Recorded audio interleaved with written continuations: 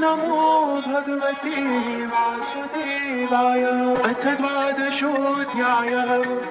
अर्जुन उवाच एवं सततयुक्ता ये भक्तास्त्वां पर्युपासते ये चाप्यक्षरमव्यक्तं तेषां के योगवित्तमाः। श्रीभगवानुवाच मय्यावेश्य मनो ये मां नित्ययुक्ता उपासते श्रद्धया परयोपेतास्ते मे युक्ततमा मताः। ये त्वक्षरम् अनिर्देश्यम् अव्यक्तं पर्युपासते सर्वत्र गमचिन्त्यं च कूटस्थम् अचलं ध्रुवं सन्नियम्येन्द्रियग्रामं सर्वत्र समबुद्धयः ते प्राप्नुवन्ति मामेव सर्वभूतहिते रताः। क्लेशोऽधिकतरस्तेषाम् अव्यक्तासक्तचेतसाम् अव्यक्ता हि गतिर्दुःखम् देहवद्भिरवाप्यते। ये तु सर्वाणि कर्माणि मयि सन्न्यस्य मत्परा अनन्येनैव योगेन मां ध्यायन्त उपासते तेषामहं समुद्धर्ता मृत्युसंसारसागरात् भवामि न चिरात् पार्थ मय्यावेशितचेतसाम्। मय्येव मनाधत्स्व मयि बुद्धिं निवेशय निवसिष्यसि मय्येव अत ऊर्ध्वं न संशयः।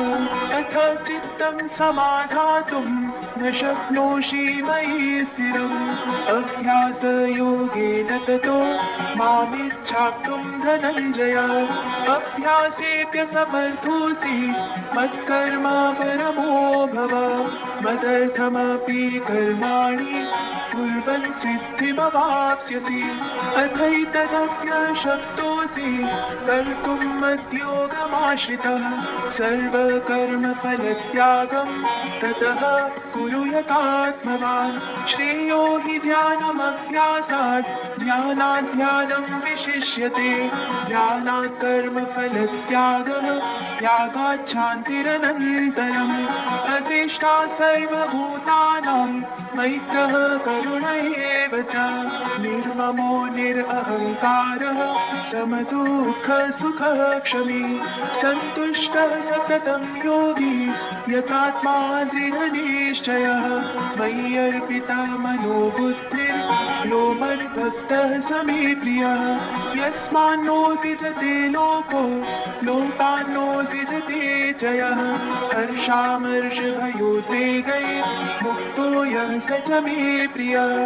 अनपेक्षः शुचिर्दक्षः उदासीनो गतव्यथः सर्वारम्भपरित्यागी यो मद्भक्तः स मे प्रियः। यो न हृष्यति न द्वेष्टि न शोचति न काङ्क्षति शुभाशुभपरित्यागी भक्तिमान्यः स मे प्रियः। समः शत्रौ च मित्रे च तथा मानापमानयोः शीतोष्णसुखदुःखेषु समः सङ्गविवर्जितः। तुल्यनिन्दास्तुतिर्मौनी सन्तुष्टो येन केनचित् अनिकेतः स्थिरमतिर्भक्तिमान् मे प्रियो नरः। ये तु धर्म्यामृतवेदं यथोक्तं पर्युपासते श्रद्धानां मत्परमा भक्तास्तेतीव मे प्रिया। ॐ तत्सदिति श्रीमद्भगवद्गीतासु उपनिषत्सु ब्रह्मविद्यायां योगशास्त्रे श्रीकृष्णार्जुनसंवादे भक्तियोगो नाम द्वादशोऽध्यायः।